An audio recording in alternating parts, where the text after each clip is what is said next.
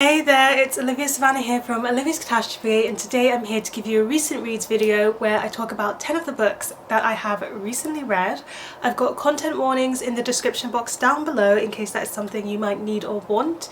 And without further ado, let's get down to the 10 books that I've recently finished reading. To begin with, I am the latest person to this party, but I wanted to talk about Heartstopper Volume 5 by Alice Oseman. This is the 5th volume in the Heartstopper series, which I feel like nearly everybody knows about on booktube these days. It's about these two teenage boys who go to school and they fall in love, and one of them is out and gay but is being bullied for that, and the other person is not out and also not sure of their sexuality yet and is kind of discovering that, and that's all the way in volume 1. And so now we are at volume 5 where things have progressed a lot since that point, and I'm still very much loving being on this journey with them. The artwork is in black and white and is quite simplistic, but it does everything it needs to do to warm your heart. And in this one in particular, we are starting to look to the future because one of the boys is in his final year of secondary school, or sixth form as it happens to be in the UK, and he's thinking about universities, he's thinking about what that means for their relationship, if it has to be long distance or not. It's also touching on things like teenagers who are thinking about taking things the next step in their relationship, getting more intimate physically, what that means, where you can set the boundary, how do you talk to your parents about giving yourselves that space and time and trust. There's also been quite a lot of storylines going on in the background with one of them who has an eating disorder, but also he is very self-conscious. The bullying has had a lasting effect on him, and that is not dropped in this story. That continues to feed into the choices that he makes and the way that his parents view him. So I quite like that this book never really drops anything. It always keeps it up, weaves it into the next story and weaves it into the next themes that the book discusses. And this one feels quite mature now. We've got to the point where they're all grown up and they're making big people choices, and what I really like about them is their level of communication. Even if sometimes that takes a while, which is natural, they always make that choice to communicate. So this was really sweet and really lovely. It's just a fantastic series overall, such a good volume. And the next one is the last one, which I'm super sad about, but I am very much anticipating and looking forward to getting to read in the future. The Serpent and the Wings of Night by Carissa Broadbent, and this became a new favourite, and I gave it 5 stars because it was just so fun. So this one is set in a world where vampires exist, and she is the human in this vampire mix, and her father is the king of vampires. He adopted her for reasons that she doesn't understand, and she's in this ruthless world, and then she enters into this game, and if you win this game you get granted one wish by the god of the vampires. This book, I had so much fun reading it. First of all, the vampire lore is there, it's on the page. If you are going to write about a book about vampires, for me it's really important for me to understand how the vampires work and what they're doing. And while I didn't love the fact that the first meeting that you get with a vampire is her killing a vampire, because then it makes the vampires being so strong and so hard to kill a bit disingenuous when the first thing you see is literally a human killing them, after that point I understood what the vampire sentiment was and how strong and unkillable they really are, and how magnificent Oriah, our main character, is for being able to keep up with them to some degree, or to be able to kill them to some degree. And she felt like such a realistic character. I think sometimes when you get the human in the vampire world, it seems like they lack all sense of self-preservation because of the choices that they make. But Oriah in this one, she keeps herself away, she's so careful, she's thinking about her position in the room, what she looks like to other people, what she smells like. She's always conscious of the fact that she's human, which makes her a certain way in terms of her personality, but it felt so very realistic that I feel like this is one of the better depictions I've seen of a human in the midst of vampires. The world building is very present and extensive, but only so extensive as is needed for the story. So you're not going to hear about all these lands that are far away. You get to hear that they exist, but more so it brings into vivid picture the Gotham-like gritty, nitty-gritty world that this book is set in. And the games in this, like all those Hunger Games compared books, I have been dodging like nobody's business, but the games in this were really well done and I liked how brutal they were, I liked how vicious they were, I loved the concept of them and how many people had to die in the process. My little bloodthirsty self was happy. So I really enjoyed reading about the games, and the suspense in this is so high because you know what the stakes are as every single game progresses, and then you get to the end of this book and I thought I knew everything, I thought I understood everything, and Carissa Broadbent really went, no. No you don't. And so I think I just read the last 100 pages or so of this book with my jaw on the literal floor. I could not believe the direction that this book went in, and it was perfect and it was so well suited to the story, and it made me hungry enough to pick up the second book straight away. Switching from vampires, I then read The Picture of Dorian Gray by Oscar Wilde. I cannot believe it took me this long to read that Gothic classic, but I finally did. And this is about a man who is really young and beautiful and he knows it, but he's also quite ignorant, and he lives life just kind of drifting through it when his friend paints a portrait of him and he says, oh, my youth is so beautiful, I wish that I could maintain my youth while my picture kind of takes all of my age. And so that's where the story starts, and it goes from there and progresses, and it was such a good read. First of all, I need to say how beautiful it was to read, because the writing style in this is immense. It is about art and art theory in some ways, and so you can understand that the visual effects of artwork is kind of woven into the writing style, and everything is just displayed so beautifully before you. The characters, the happenings, there's so many lines in this that I could pull out and quote. It was like reading beauty itself. It's so beautifully well written, and Oscar Wilde really did that. And I also really liked that there was so much art theory in this. There were a lot of discussions about, can you separate the art and the artist in some ways and form, but also what does art mean, what is art used for, how much does artist's intention influence the way that we read something. And I found that all really fascinating as someone who is interested in philosophy but struggles to read those hard up non-fiction philosophy books. This felt like a great way to get some of those discussions but woven into a text. And then the story itself was quite fascinating. I feel like I've only seen people talk about it in terms of the Gothic sense, as in this painting that stops someone from aging, but there's a lot to do here with the definition of good versus bad, and how bad you can be until you're past the point of no return, and like whether you can redeem yourself, whether you can be forgiven and forgive yourself. All of that is also combined into the discussions that are being had around beauty and age. So it's like beauty, age and goodness are the three themes at the heart of this story, and I just loved the way it touched on all of those and discussed them. The characters themselves were also very interesting. A lot of men. It's a very men-heavy book. One character in particular, Lord Wotton, is very sexist, just so you know, in the way that he talks about women. It's by no means the author's opinions, it's not in the writing itself, it's more so this character is sexist for a reason. It gives you commentary. It still was not my favourite thing to read, and that's valid. I'm allowed to just not enjoy reading the sexism that he spouted from his mouth, but I could understand why it was there. And the way that this book was so men focused while talking about good and bad and beauty was quite unique, because I feel like most of the books around beauty or dealing with beauty as a key theme are focused on women or written by women, and so this different perspective of it was quite fascinating. There's also a lot of the homoerotic vibes like secretly threaded into this narrative, so if you're someone who likes that, you can also really read it through that lens too. I can understand why this is a classic. I thought it was fantastic. I loved the spiral and crescendo that we got to the end, and the next day I went and watched a play version of this, which just embellished my experience all the more, and it was such a good time. So I then read a manga. This is The Way of the Househusband by Kousuke Oono, and this is volume 1.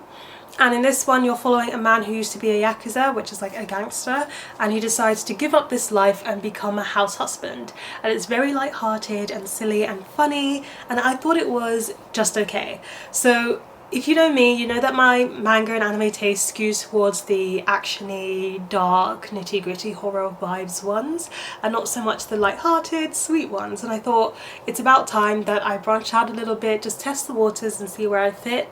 And I found this deeply mediocre, so I'm still thinking it's probably not my kind of thing, but it did have its funny moments. I liked the ways in which it compared being a house husband to being a yakuza, and seeing how he used his yakuza skills in the kitchen or in certain situations.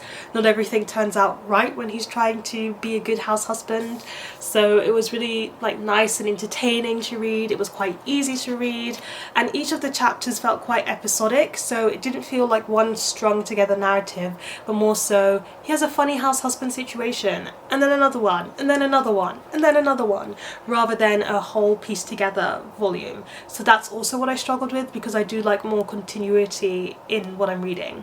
I then went and watched episode 1 of the anime, and I wasn't that bothered either. The animation style was not very good, so actually I prefer the manga, but still this was a middle of the road read for me, and I don't think I'm going to be continuing with this series. I went on to read The Boy in the Black Suit by Jason Reynolds, and I have had such a good time reading Jason Reynolds books in the past. I feel like there's only one that I haven't enjoyed, so I was reading this with the impression that I was really going to love it, especially with what it's about, because it's about this black boy whose mother passes away, and he's trying to recover from the grief of his mother passing away. He's trying to keep things together with his dad, who was an alcoholic and then became sober, but now that his mum is dead seems to be spiraling again. And he gets offered a job at a funeral home as like helping out, doing bits here and there for work experience at school, and going to the funeral home is doing something for his grief journey. He doesn't know if it's a positive thing or a negative thing, and that's where this book kicks off. So I am someone who really likes reading about identity, who really likes reading about relationships, and who really likes reading about grief.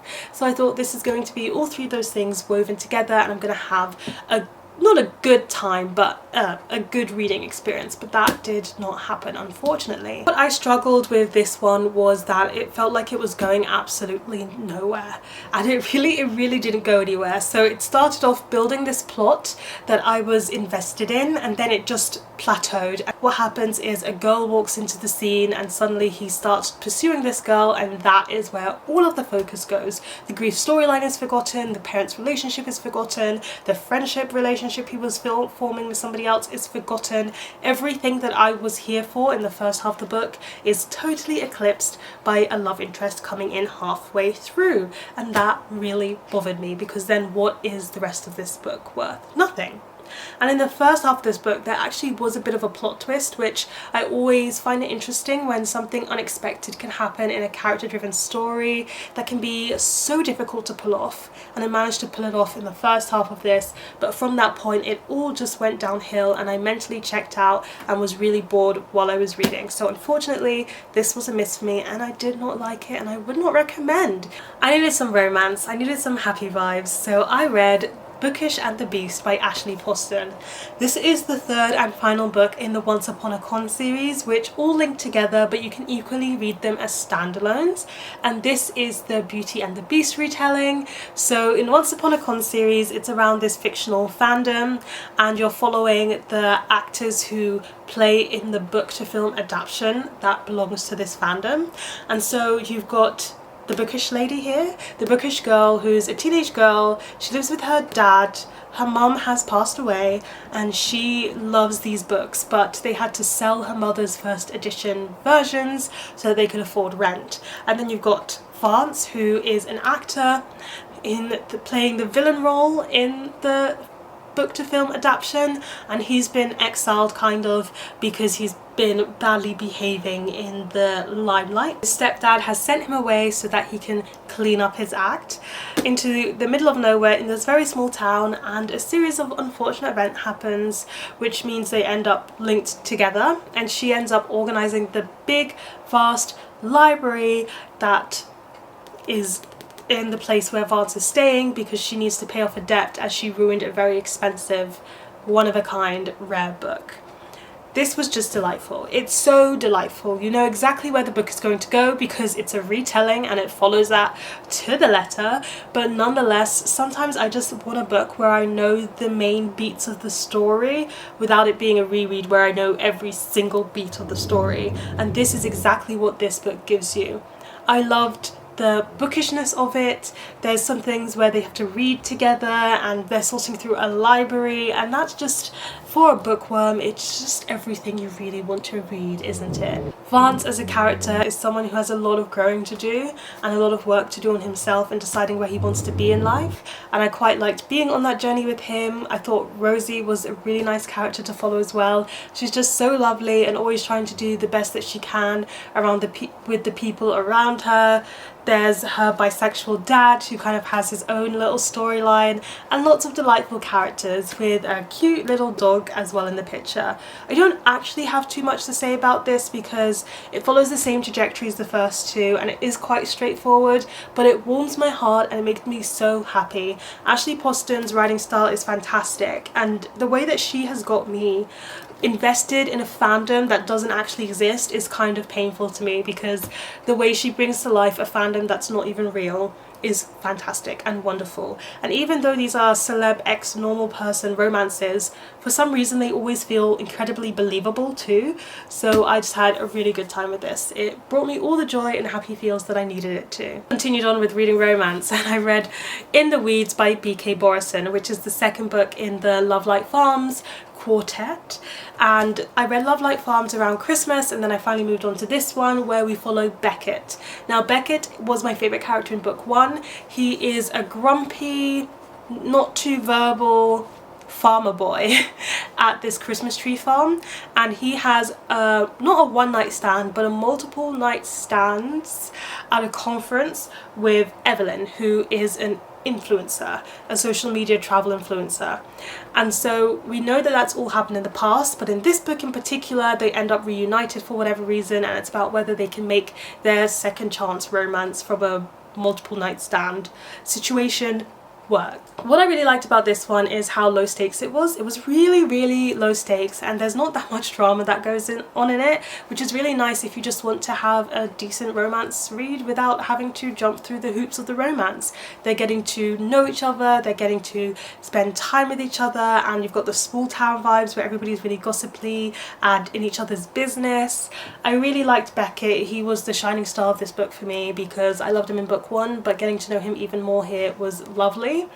He is someone who struggles with audio processing and too much noise. He is the single brother of a horde of sisters, so you get to see that family dynamic, and he kind of gave up his dream job to look after his family after his dad has an accident and ends up wheelchair bound, and you see him kind of working through those emotions even though he's already made peace with the life that he's chosen for himself.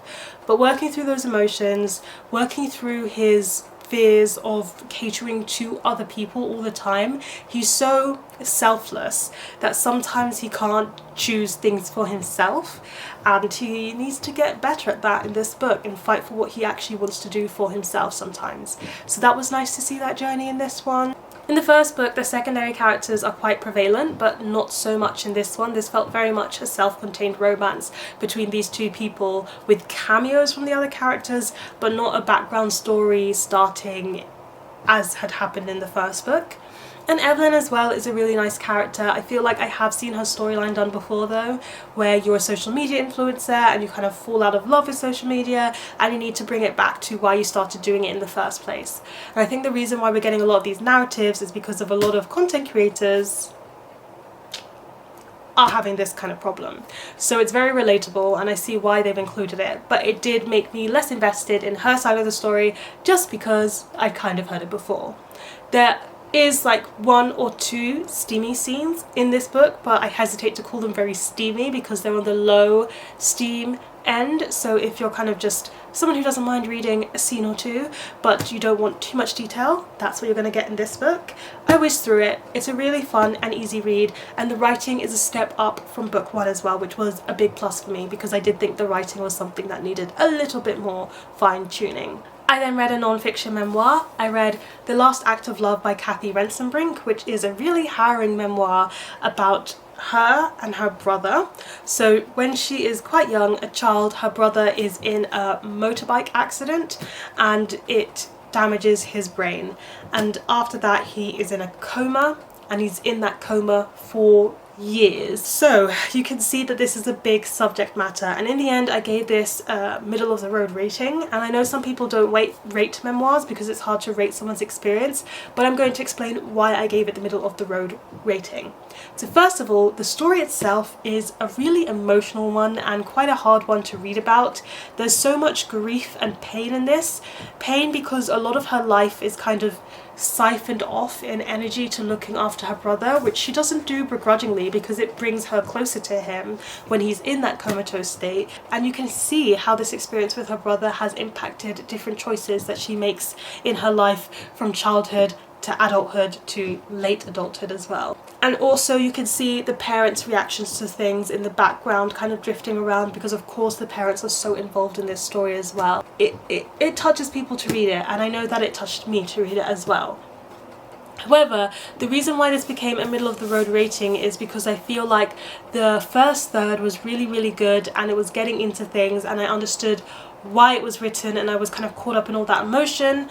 The second third of things, my interest was waning a bit because it became quite repetitive, and then in the last third it felt like it was dragging out the story and writing chapters just to meet a word count rather than it needing to be there. The story had kind of ended and we kind of seen everything that we needed to, and my emotional impact was dwindling the longer we were dragging out the story because the emotional intensity had passed and the story just kept on going, giving us insights into her life which, while interesting, did not relate to the story of her and her brother, which is why I was here in the first place.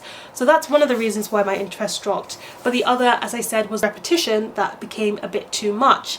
And that had to do with the fact that she would tell us the story and she would do and explain everything in the prose of the book, and then she would insert news articles which told us essentially exactly the same thing. And it wasn't at the end of the chapter, let me insert one news article. Sometimes there'd be 2 or 3 news articles covering the same piece of media, covering a media that we had learned firsthand in the narrative prose. So that repetition just felt really unnecessary and kind of made me zone out because I'd already read this information before. So I think in terms of writing choices, stylistically, there were some things that could have been neated up, and I do think the story should have ended sooner, but it is still an emotional book and I can see why it was so popular and why so many people have read this book. I have mentioned this before, but I have Patreon exclusive wrap-ups where I wrap up books I'm either working on or that I just want to discuss on my Patreon platform.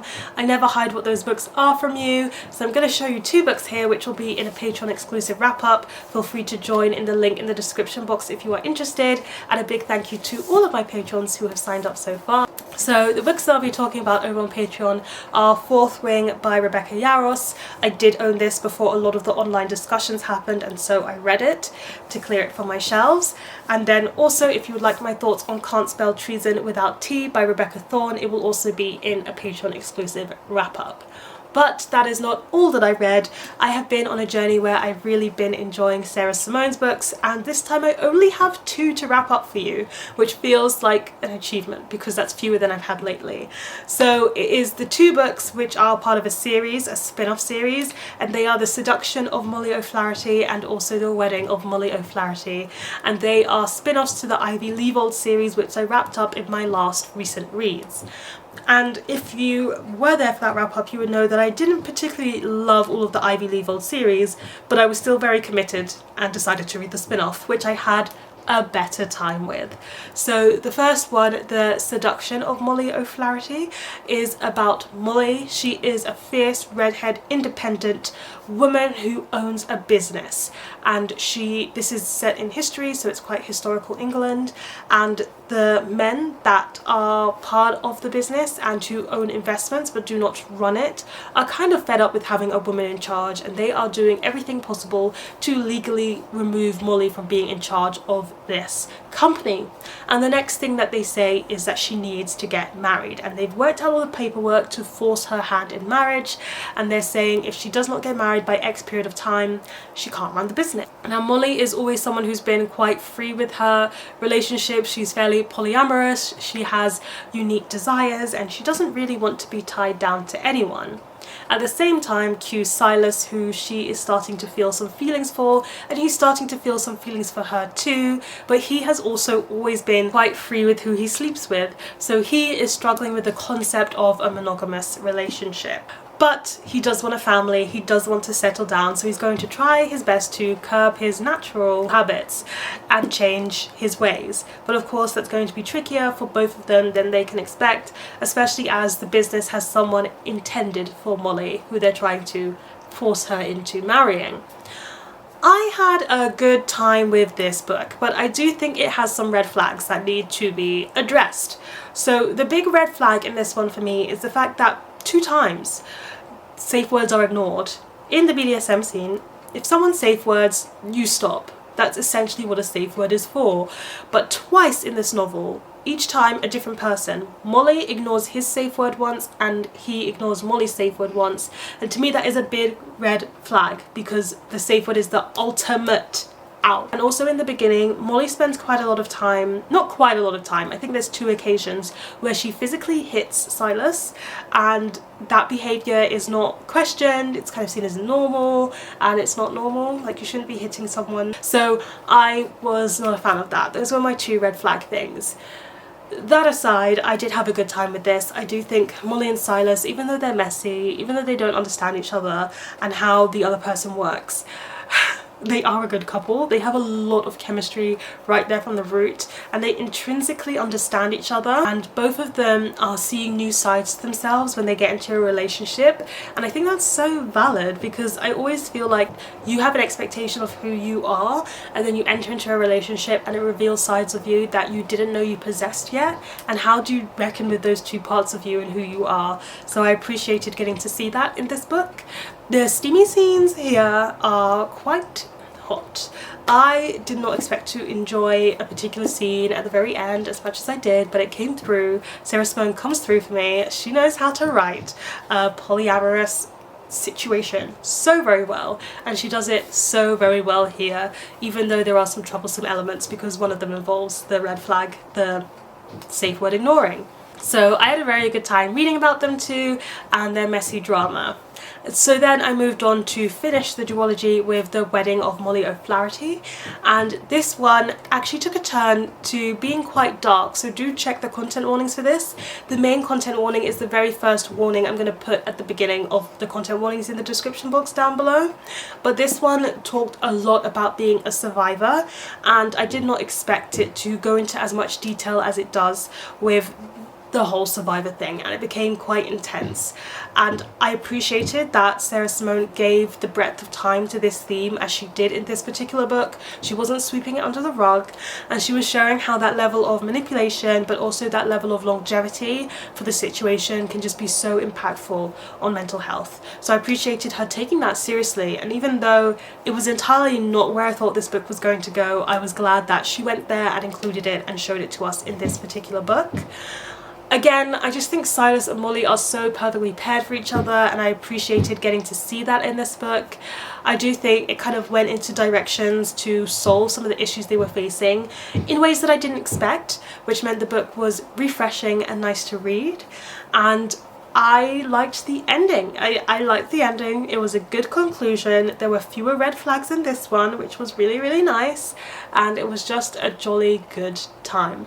I did expect some of the characters from the Ivy Leavold series to appear more in this duology, and they didn't, which is perfectly fine, because what we did get was good enough for me. And yeah, it was a good conclusion. I enjoyed reading both of these books. So there you have it. Those are 10 books that I've recently read. Please let me know in the comment section down below what is a book that you recently read and enjoyed.